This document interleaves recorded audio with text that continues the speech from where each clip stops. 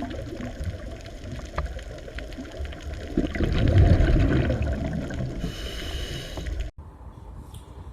આજે આપણે શરૂ કરશું આપણું 16મું ચેપ્ટર પાચન અને અભિશોષણ. તમે 10મા ધોરણમાં પણ આ પ્રકરણ ભણી ગયા છો. પાચન વિશે તમે માહિતી મેળવી ગયા છો અને એકદમ સહેલું ચેપ્ટર છે, એટલે આપણે ત્યાંથી શરૂઆત કરીએ. પ્રકરણ નંબર 16 પાચન અને અભિશોષણ.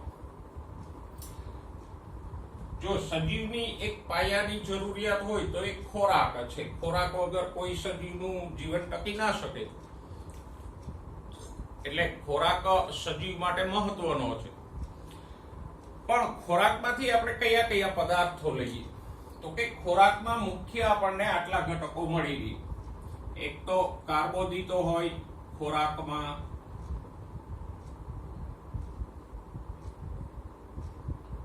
પછી ચરબી હોય,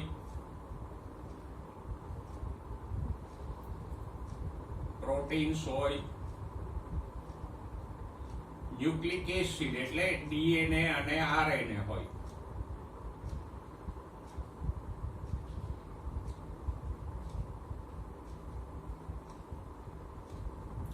એ સિવાય તો કે પાણી હોય, વિવિધ ખનિજ ક્ષાર હોય, વિટામિન્સ હોય.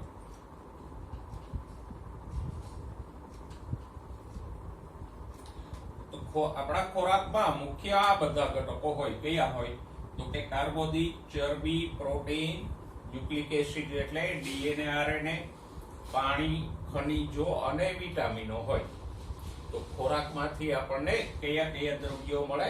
આટલા: કાર્બોદિત, ચરબી, પ્રોટીન, ન્યુક્લિક એસિડ, પાણી, ખનિજો, વિટામિન્સ. એ બધા દ્રવ્યો આપણને મળે. હવે આ દ્રવ્યોમાંથી ઉપરના ચાર છે એ કાર્બનિક અણુઓ છે અને મોટા અણુઓ છે.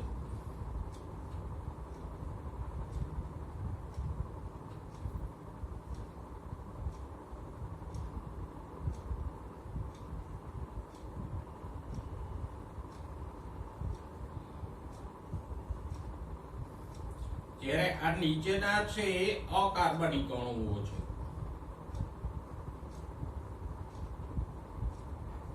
અને કદમાં પણ નાના છે.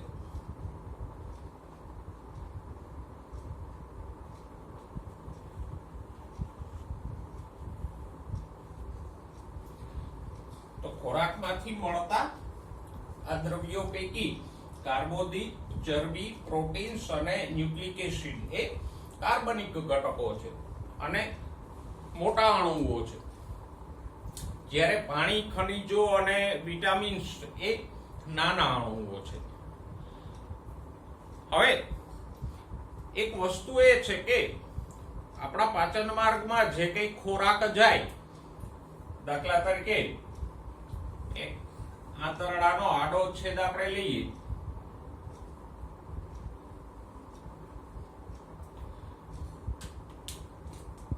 તો અહીંયા જે કઈ ખોરાક છે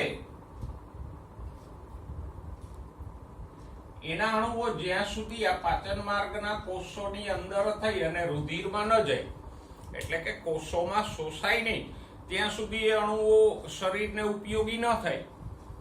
એટલે ખોરાક પાચન માર્ગમાં જાય, એનું પાચન થાય અને પછી એ પચેલા દ્રવ્યો આંતરડાના કોષો દ્વારા શોષાય, એટલે કે કોષોમાં જાય અને કોષોમાંથી રુધિરમાં જાય, તો એ આપણા શરીરને ઉપયોગી થાય.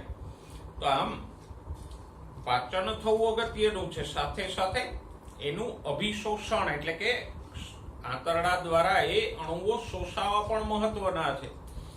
તો અહીંયા જ પાચનની જરૂરિયાત પડે. અહીંયા આપણે લખ્યું છે ને પાચન એટલે શું? તો પાચનની જરૂરિયાત અહીંયા જ ઊભી થશે કે આ અણુઓ જે પાચન માર્ગમાં છે એ આંતરડાની દિવાલ દ્વારા શોષાઈ જાય અને આંતરડાના કોષોમાં પ્રવેશે. આંતરડાના કોષોમાંથી ક્યાં જાય? તો કે અહીંયા જે રુધિર વાહિનીઓ હોય એની અંદર જાય અને પછી રુધિર દ્વારા શરીરના બધા કોષોમાં જાય. તો આ શોષાવાની ક્રિયાને શું કહેવાય? અભિશોષણ.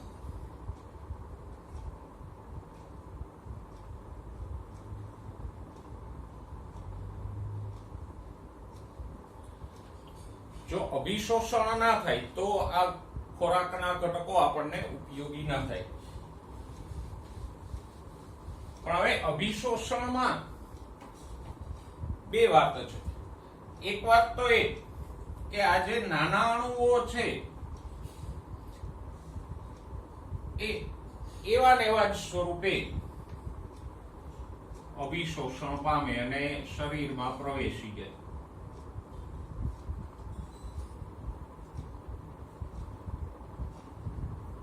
દાખલા તરીકે પાણી છે તો એ નાનો અણુ છે એટલે આપણે એને H2O સ્વરૂપે ગ્રહણ કરીએ તો આંતરડાના કોષો પણ એને H2O સ્વરૂપે જ શોષી લે અને પછી એ રુધિરમાં ભળી અને H2O શરીરના બધા કોષોમાં પહોંચી જાય. એમાં કોઈ ફેરફાર કરવાની જરૂર નથી.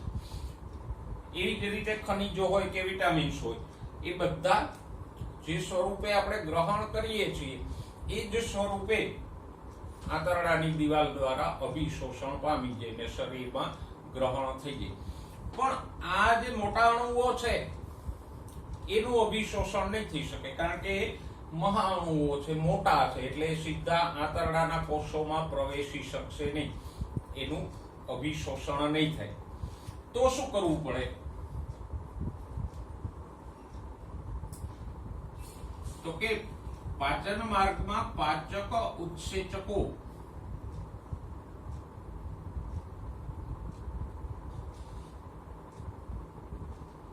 આ મોટા અણુઓને નાના અને સરળ અણુઓમાં ફેરવી નાખે. કયા નાના અને સરળ અણુ? તો કે દાખલા તરીકે કાર્બોદિત છે તો એને મોનોસેકેરાઇડમાં ફેરવી નાખે.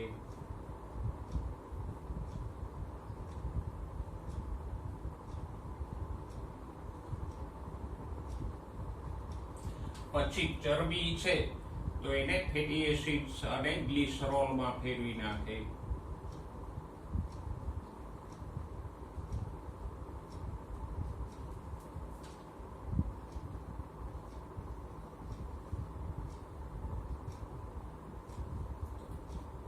પ્રોટીન્સને એમિનો એસિડમાં ફેરવી નાખે.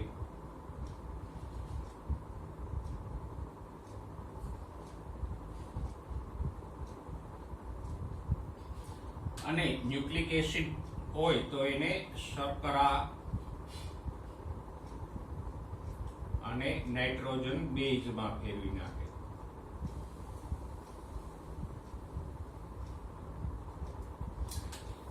તો આ ખોરાકના મોટા અણુઓનું આપણો પાચન માર્ગ અભિશોષણ નથી કરી શકતો એટલે પાચન માર્ગમાં રહેલા પાચક ઉત્સેચકો આ મોટા અણુઓને તોડી અને આવા નાના અણુઓમાં ફેરવી નાખે અને પછી આ નાના અણુઓ આંતરડાની દિવાલ દ્વારા અભિશોષણ પામી જાય અને શરીરમાં પ્રવેશી જાય. તો આમ આ મોટા અણુઓને આ નાના અણુઓમાં ફેરવવાની પ્રક્રિયાને જ શું કહેવાય? પાચન. તો પાચન એટલે શું? હવે આપણે વ્યાખ્યા લખીએ તો કે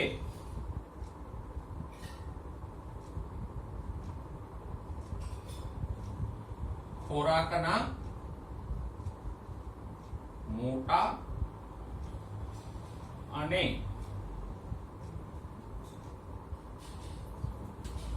જટિલ અણુઓને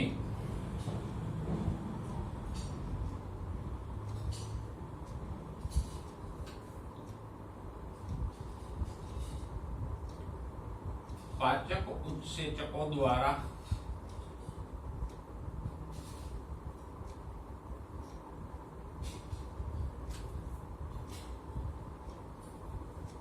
નાના, સરળ અને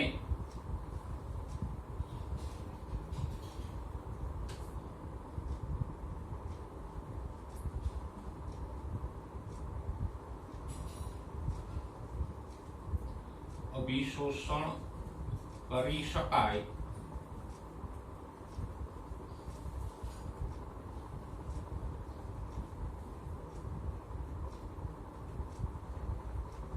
તેવા સ્વરૂપમાં ફેરવવાની ક્રિયાને કહેવાય પાચન.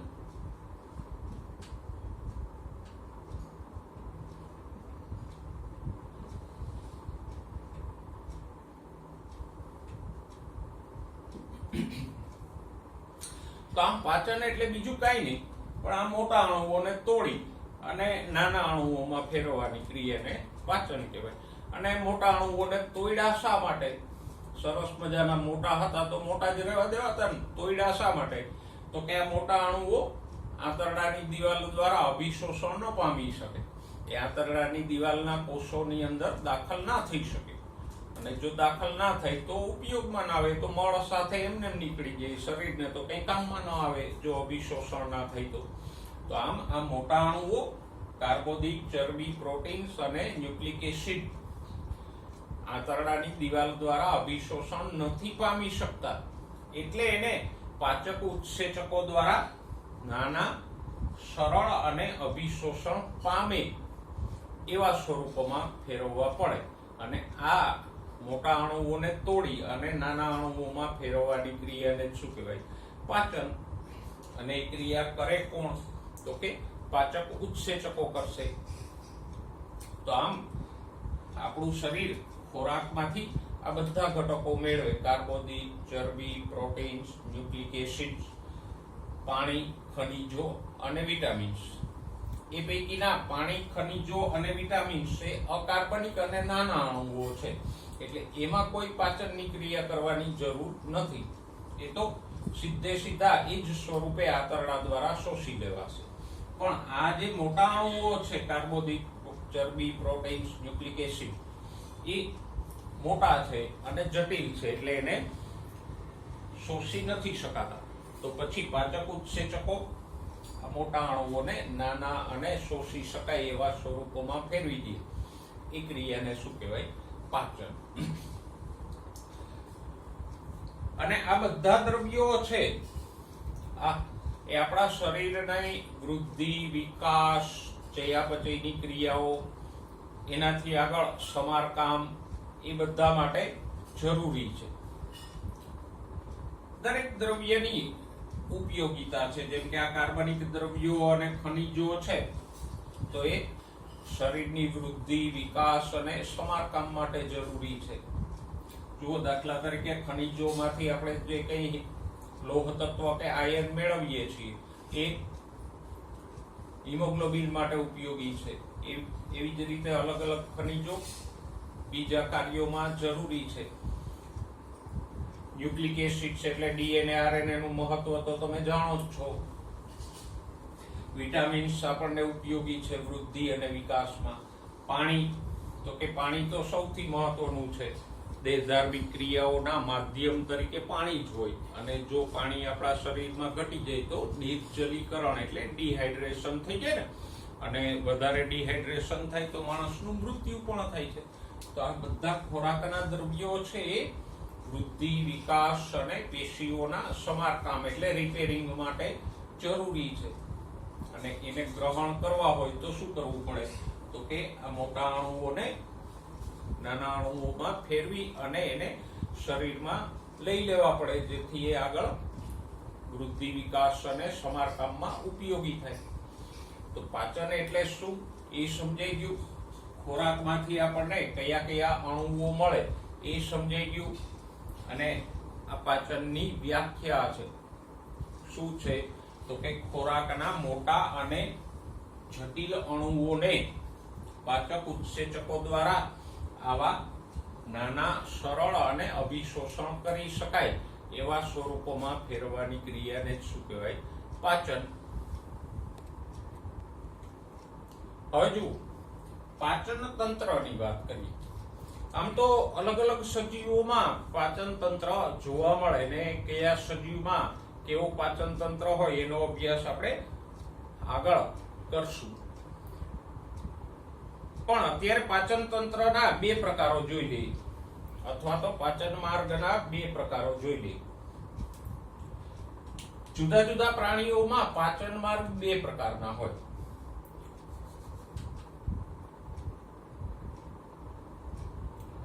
અપૂર્ણ પાચન માર્ગ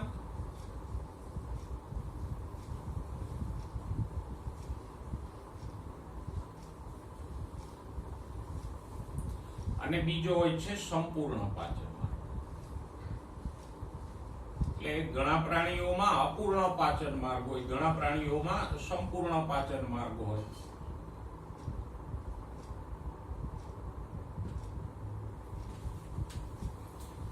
તો એ કોને કહેવાય?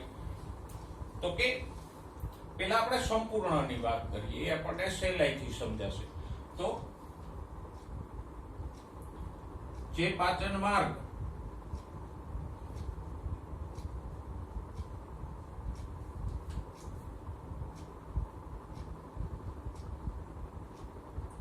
મુખ અને મળદ્વાર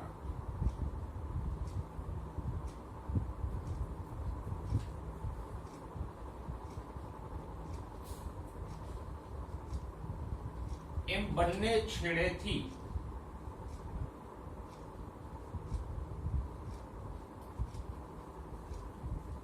ખુલ્લો હોય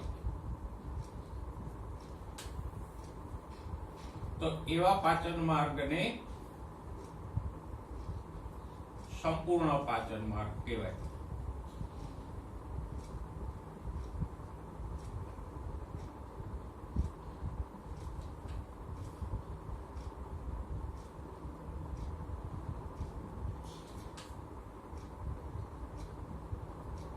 દાખલા તરીકે મનુષ્યનો પાચન માર્ગ છે સંપૂર્ણ છે. શા માટે સંપૂર્ણ છે? તો કે જુઓ, મનુષ્યનો પાચન માર્ગ અગ્ર છેડે મુખથી ખુલે અને પશ્ચ છેડે મળદ્વારથી, એમ બે છેડેથી ખુલ્લો છે. તો આવા પાચન માર્ગને શું કહેવાય? સંપૂર્ણ પાચન. પણ ઘણા બધા પ્રાણીઓ એવા છે જેનો પાચન માર્ગ આવો નથી. દાખલા તરીકે યકૃત કૃમિ નામના પ્રાણીની આકૃતિ હું અહીંયા દોરું.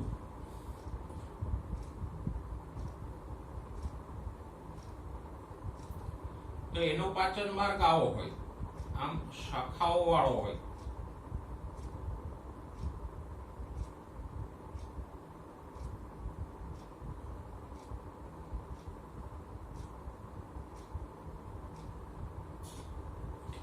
પણ એક જ છેડેથી ખુલ્લો હોય. જો અહીંયા આ બીજો છેડો છે ત્યાંથી બંધ છે, ત્યાં મળદ્વાર નથી.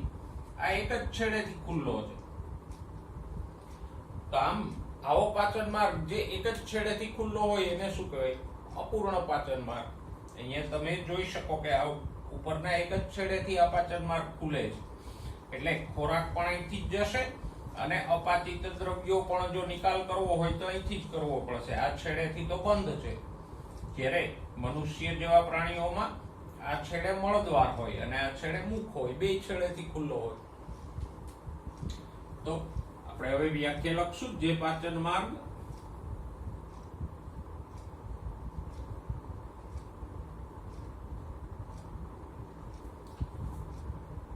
ફક્ત એક જ છેડેથી ખુલ્લો હોય,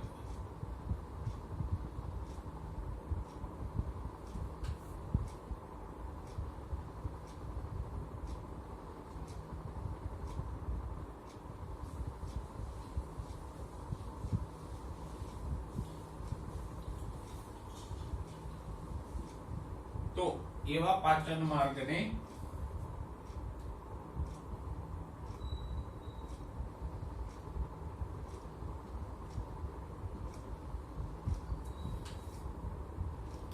અપૂર્ણ પાચન માર્ગ કહે છે.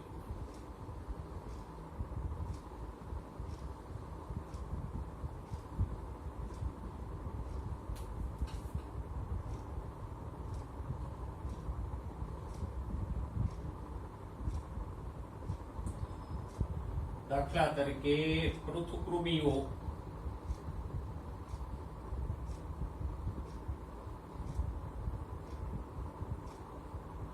પૃથુકૃમિ છે એ પ્રાણી વર્ગીકરણનો એક સમુદાય છે. તો પૃથુકૃમિ સમુદાયમાં જે પ્રાણીઓ આવે એમાં અપૂર્ણ પાચન માર્ગ હોય. તો આપણે આમ તો અહીંયા મનુષ્યના પાચન તંત્ર વિશે જ વાત કરવાની છે, પણ બીજા પ્રાણીઓમાં જે પાચન માર્ગ જોવા મળે એનો ખ્યાલ આપણે ટૂંકમાં મેળવી લીધો કે જુદા જુદા પ્રાણીઓમાં પાચન માર્ગો બે પ્રકારના હોય, અપૂર્ણ પાચન માર્ગ અને સંપૂર્ણ પાચન માર્ગ. અપૂર્ણ પાચન માર્ગ કોને કહેવાય? તો કે સિમ્પલ, જે એક જ છેડેથી ખુલતો હોય એ અપૂર્ણ પાચન માર્ગ. શેમાં જોવા મળે? તો કે પૃથુકૃમિઓમાં. સંપૂર્ણ પાચન માર્ગ શેમાં કોને કહેવાય? તો કે જે મુખ અને મળદ્વાર એમ બે છેડેથી ખુલ્લો હોય તો સંપૂર્ણ પાચન માર્ગ. અને શેમાં જોવા મળે? તો કે મનુષ્ય સહિતના મોટાભાગના પ્રાણીઓમાં સંપૂર્ણ પાચન માર્ગ જોવા મળે. મનુષ્ય હોય, વંદો હોય, અળસિયું હોય, એ બધામાં.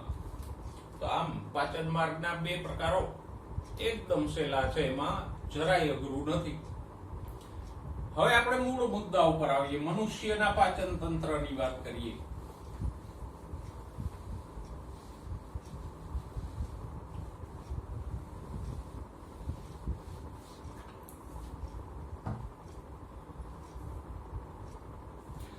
જો મનુષ્યના પાચન તંત્રને આપણે બે ભાગોમાં વહેંચી શકીએ.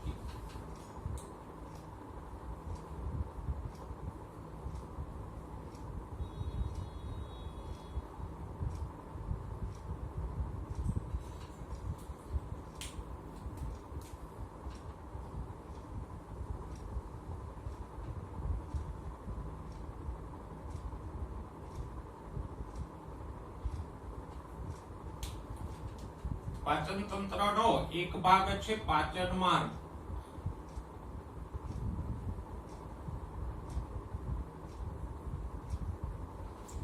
અને બીજો ભાગ છે પાચક ગ્રંથિઓ.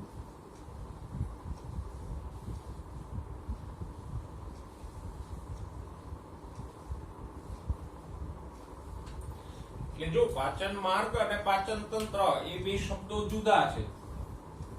સામાન્ય આપણે એકબીજાના પર્યાય તરીકે વાપરતા હોય, પણ બે શબ્દો જુદા છે. પાચન માર્ગ છે પાચન તંત્રનો ભાગ છે. પાચન તંત્રમાં બે ભાગો પડે, પાચન માર્ગ અને પાચક ગ્રંથિઓ. પેલા આપણે બેની વ્યાખ્યા લખી લઈએ. પાચન માર્ગ કોને કહેવાય? તો કે મનુષ્યની જ વાત કરો તો મુખથી લઈ અને મળદ્વાર સુધીનો માર્ગ.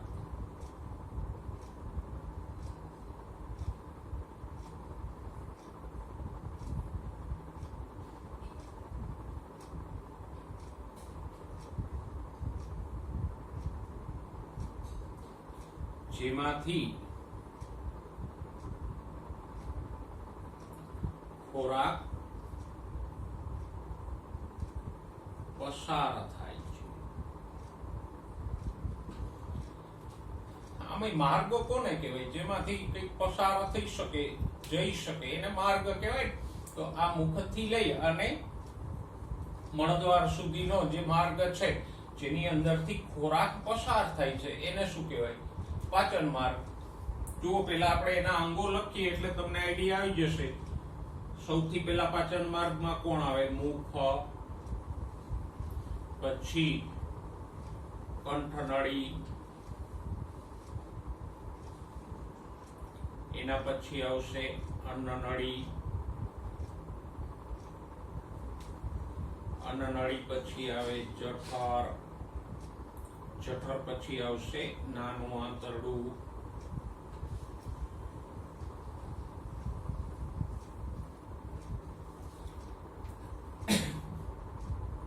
નાના આંતરડા પછી આવશે મોટું આંતરડું,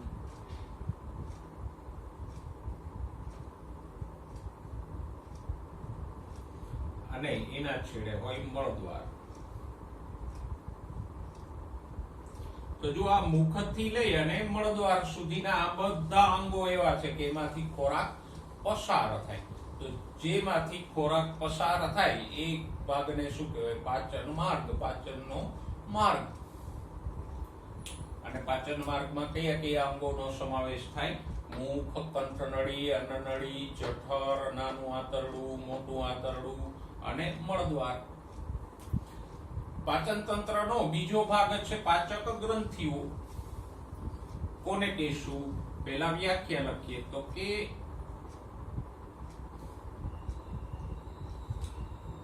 એમાંથી ખોરાક પસાર નથી થતો.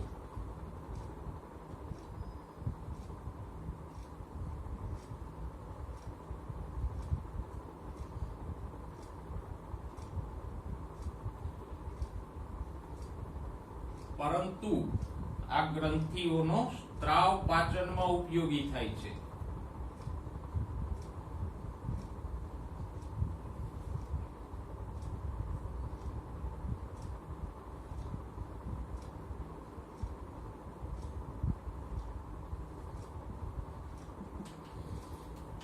એટલે બે પાચન માર્ગ અને પાચક ગ્રંથિ વચ્ચે તફાવત શું છે?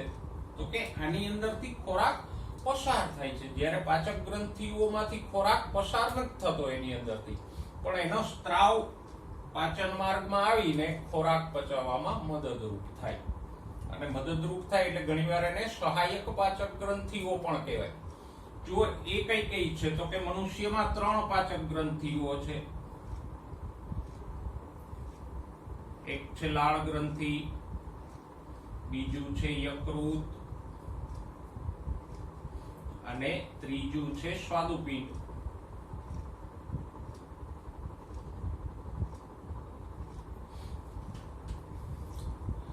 તો જો આ ગ્રંથિઓ છે, દાખલા તરીકે લાળ ગ્રંથિઓ અહીંયા આવેલી હોય તો એની અંદર ખોરાક જતો નથી, પણ એનો સ્ત્રાવ એટલે લાળ રસ અહીંયા મુખમાં આવે અને ખોરાક પચાવે. તો આ ગ્રંથિઓ છે એની અંદર ખોરાક દાખલ નથી થતો, કે એમાંથી ખોરાક પસાર નથી થતો, જ્યારે પાચન માર્ગ એવો છે કે એની અંદરથી ખોરાક પસાર થાય છે. તો આમ પાચન તંત્રના આપણે 2 ભાગો પડ્યા. કયા? પાચન માર્ગ અને પાચક ગ્રંથિઓ. પાચન માર્ગ કોને કીધો? તો કે મુખથી મળદ્વાર સુધીનો માર્ગ, કે જેની અંદરથી ખોરાક પસાર થાય એ પાચન માર્ગ. અને એમાં કયા અંગો આવે? મુખ, કંઠનળી, અન્નનળી, જઠર, નાનું આંતરડું, મોટું આંતરડું અને મળદ્વાર. આખો પાચન માર્ગ છે. જ્યારે પાચન તંત્રનો બીજો ભાગ છે પાચક ગ્રંથિઓ. કોને કહેવાય? તો કે એવી ગ્રંથિઓ કે એની અંદર ખોરાક દાખલ નથી થતો, પણ એનો સ્ત્રાવ પાચનમાં મદદરૂપ થાય. મનુષ્યમાં 3 પાચક ગ્રંથિઓ છે: લાળ ગ્રંથિ, યકૃત અને સ્વાદુપિંડ. તો આપણે પાચન તંત્રના 2 ભાગો અને એના અંગોની વાત કરી. હવે દોરીએ પાચન તંત્રની આકૃતિ, જેથી કરીને આપણને આ બધા અંગોનો ખ્યાલ આવે.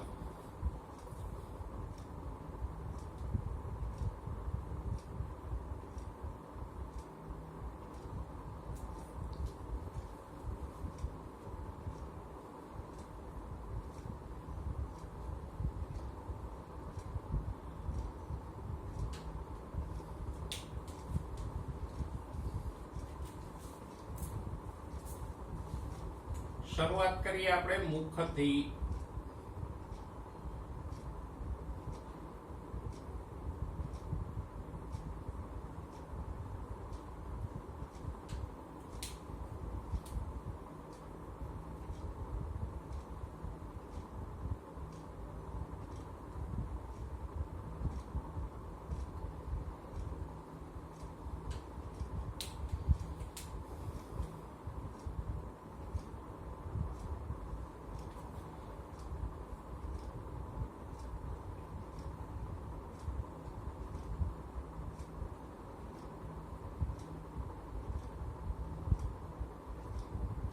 તો આ છે મુખ ગુહા. મુખ ગુહા, ગુહા એટલે પોલાણ. તો કયું પોલાણ? તો કે આ પોલાણ જેમાં દાંત અને જીભ હોય એ પોલાણ અને શું કહેવાય? મુખ ગુહા. અને મુખ ગુહાની અંદર દાંત હોય અને જીભ હોય.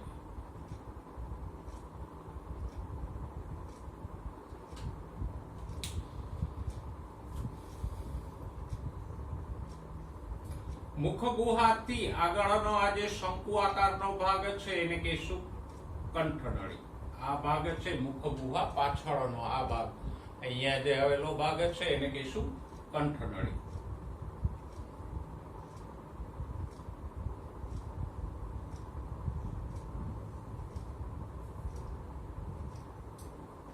કંઠનળી આગળ જતા 2 ભાગમાં ફેરવાઈ જાય.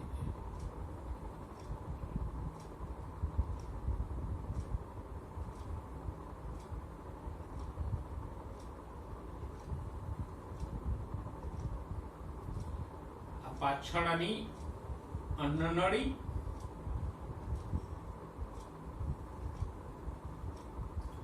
અને આગળની છે શ્વાસ નળી.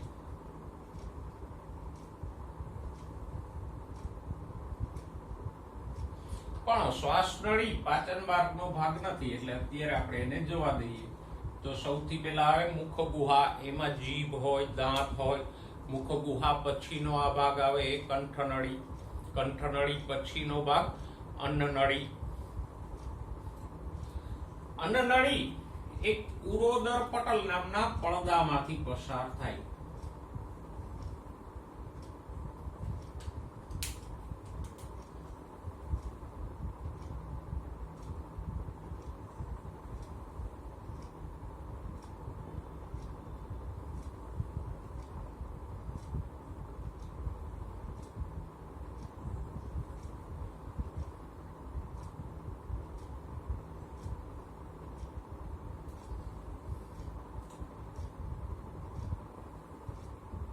અહીંયા એક ઘુમ્મટ આકારનો પડદો હોય, એને કહેવાય ઉરોદર પટલ.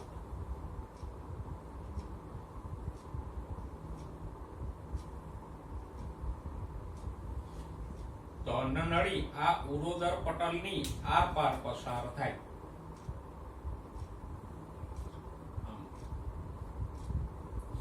અને ક્યાં ખુલે? તો કે અન્નનળી ખુલશે જઠરમાં.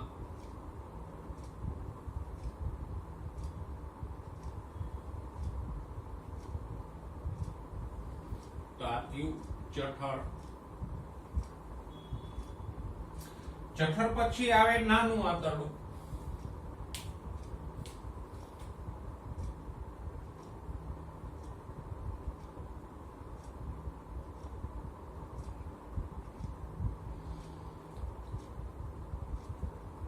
તો આ થયું નાનું આંતરડું. નાના આંતરડાનો શરૂઆતનો ભાગ છે એને કહેવાય પક્વાશય.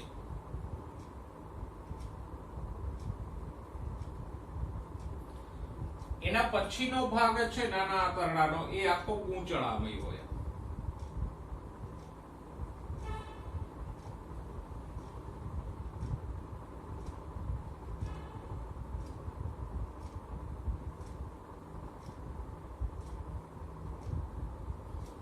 અને નાના આંતરડાના આ ગૂંચળામય ભાગને કહેવાય મધ્યાંત્ર.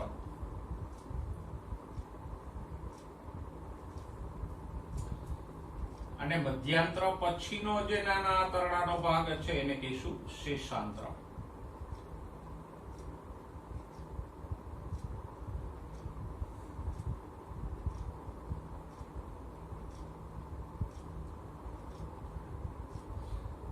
નાના આંતરડાના ત્રણ ભાગો પડે. કયા?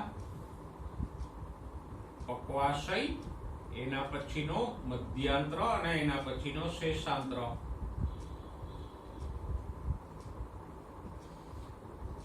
તો આમ જઠર પછી નાનું આંતરડું આવે. નાના આંતરડામાં પહેલા પક્વાશય, એના પછીનો ગૂંચળાકાર ભાગ મધ્યાંત્ર અને એના પછીનો ભાગ શેષાંત્ર. શેષાંત્ર મોટા આંતરડામાં ખુલે.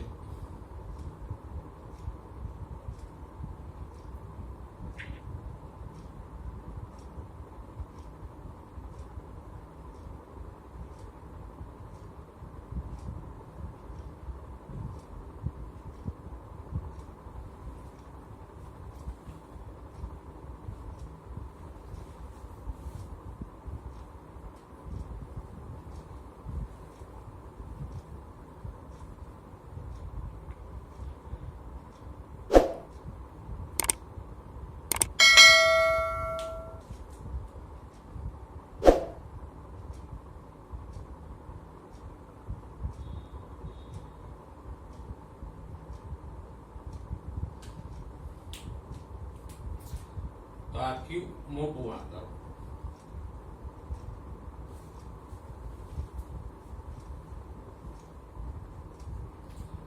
અને મોટા આંતરડાના છેડે આવો ફૂલેલો ભાગ હોય એને કહીશું મળાશય, જેમાં મળ એટલે અપાચિત ખોરાકનો સંગ્રહ થાય.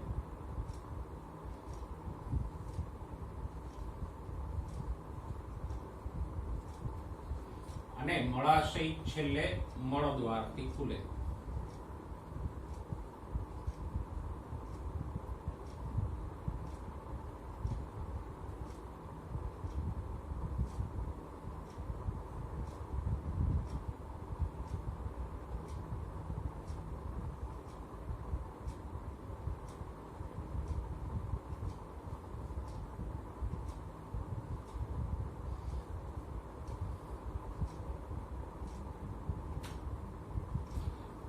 તો આ મનુષ્યના પાચન માર્ગની આકૃતિ આપણે દોરી. હવે એમાં આપણે પાચક ગ્રંથિઓ દર્શાવીએ તો લાળ ગ્રંથિ ક્યાં હોય તો એ તો આપણે જાણીએ છીએ. લાળ ગ્રંથિ મુખ ગુહામાં હોય, 3 જોડી હોય. એની આગળ આપણે ચર્ચા કરશું. પણ આ એક જોડી અહીંયા હોય ઉપકર્ણ ગ્રંથિ, એક અહીંયા હોય અધોહનુ ગ્રંથિ, આ અને આ અધોજીહ્વા ગ્રંથિ.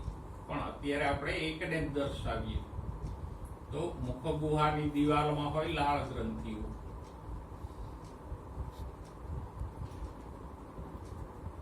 જઠરની બાજુમાં અહીંયા આવેલું હોય યકૃત.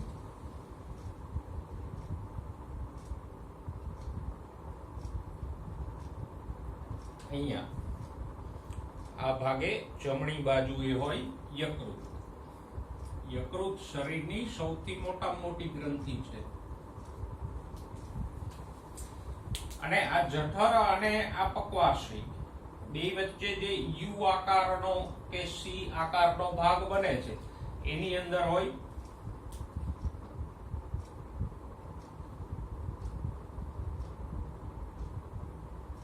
સ્વાદુપિંડ.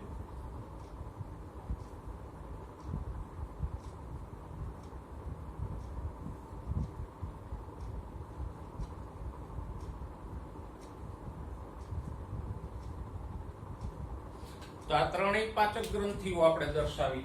લાળ ગ્રંથિ ક્યાં હોય તો કે અહીંયા મુખ ગુહાની દિવાલમાં 3 જોડ લાળ ગ્રંથિઓ હોય. આ ઉપકર્ણ ગ્રંથિ, અહીંયા હોય અધોહનુ ગ્રંથિ અને અહીંયા હોય અધોજીહ્વા ગ્રંથિ. પછી બીજી ગ્રંથિ યકૃત ક્યાં હોય તો કે અહીંયા ઉરોદર પટલ અને જઠરની વચ્ચે આવેલી હોય આ ભાગે અહીંયા. બરાબર. અને સ્વાદુપિંડ ક્યાં હોય તો કે જઠર અને પક્વાશયની વચ્ચેના આ યુ આકારના પાસમાં સ્વાદુપિંડ આવેલું હોય. તો આપણે પાચન માર્ગના બધા ભાગો અને પાચક ગ્રંથિઓ આપણે દર્શાવી આકૃતિ.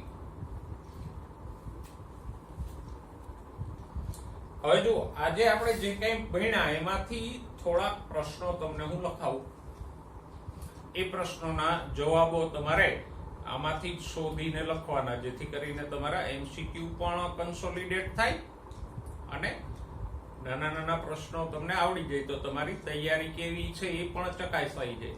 એટલે જે કંઈ ભણ્યા એને તૈયાર કરી અને પછી આ પ્રશ્નોના જવાબ નોટમાં નોંધજો.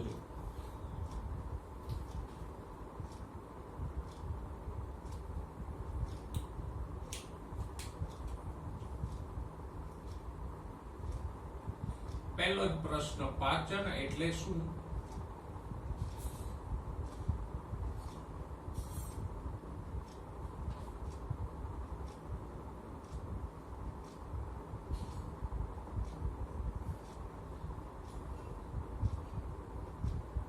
પછી ખોરાકમાંથી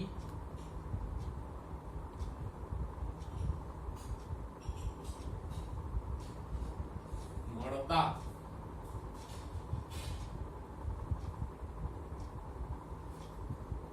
ઘટકોના નામ જણાવો. ખોરાકમાંથી આપણને કયા કયા ઘટકો મળે એના નામો જણાવો. ઓકે. એના પછી તો કે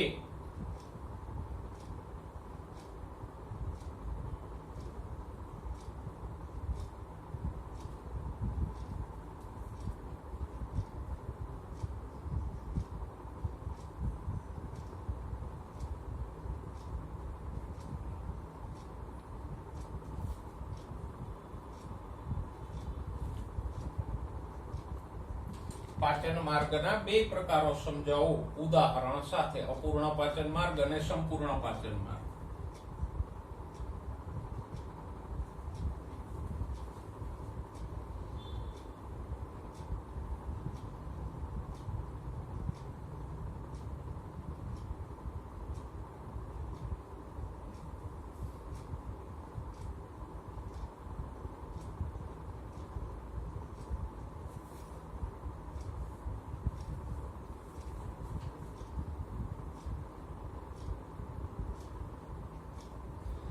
મનુષ્યમાં પાચન માર્ગમાં સમાવિષ્ટ અંગો જણાવો. એટલે આપણે જે ક્રમ લખ્યો છે ને મુખથી લઈ અને મળદ્વાર સુધીનો એ ક્રમશઃ લખવાનો, આડાઅવળા નહીં, જે ક્રમમાં અંગો આવતા હોય એમ જ. પછી મનુષ્યની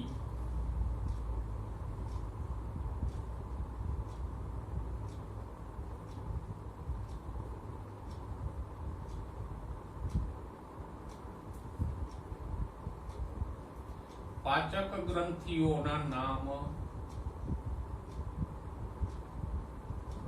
જણાવો.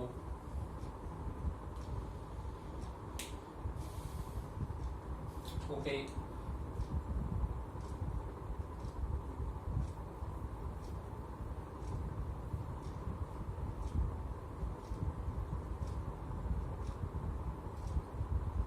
નાના આંતરડાને કેટલા ભાગોમાં વિભાજિત કરાય?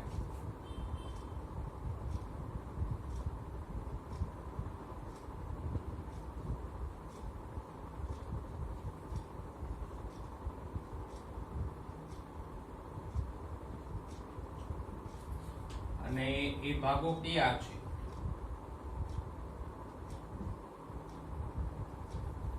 બરાબર.